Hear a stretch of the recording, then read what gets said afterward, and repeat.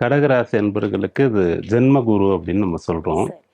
ஒவ்வொரு குரு பயிற்சியிலுமே ஏதோ ஒரு ராசிக்கு ஜென்ம குரு வரும். ம். இப்போ இதுக்கு முன்னாடி மிதுனத்துக்கு ஜென்ம குரு இருந்தது.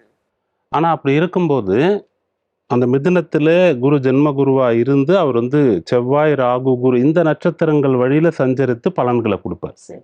அது அந்த ராசிக்கு பெரிய அளவுக்கு அந்த நட்சத்திரங்கள் பகையா இருக்காது. ஒண்ணு மட்டும். சரி.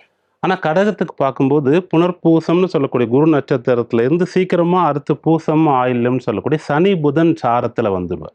இந்த 2மே கடக ராசிக்கு கடுமையான பாதகத்தை செய்யறதுக்கு காத்துட்டு இருக்கும்.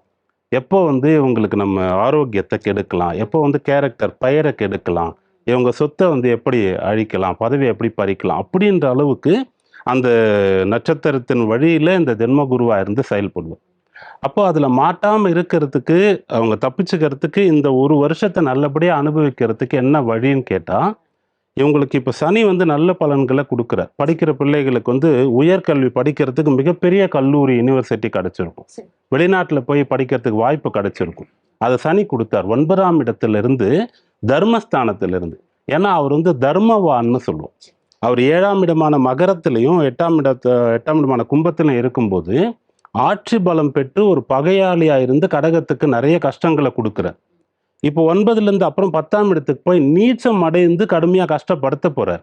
அப்போ நடுவுல இருக்கக்கூடிய ஒரு 2½ வருஷம், ஆல்ரெடி ஒரு 5 வருஷம், இதுக்கப்புறம் ஒரு 2½ வருஷம் இவங்கள கஷ்டப்படுத்த போறோமே அப்படின்னு சொல்லக்கூடிய தர்மவான் இல்லையா, அந்த மனசாட்சிக்கு கட்டுப்பட்டு அவர் நல்ல பொசிஷன்ல கொண்டு போய் பெரிய காலேஜ், பெரிய ஆஃபீஸ் அப்படின்னு உட்கார வைப்பார். பெரிய பதவியில உட்கார வைப்பார். அப்போ இவங்க அந்த குரு ராசியில இருக்குன்னு சொல்லி நல்லவர்களை கூட வச்சுட்டு நல்ல விஷயங்களை செஞ்சா நல்லா இருக்கும்.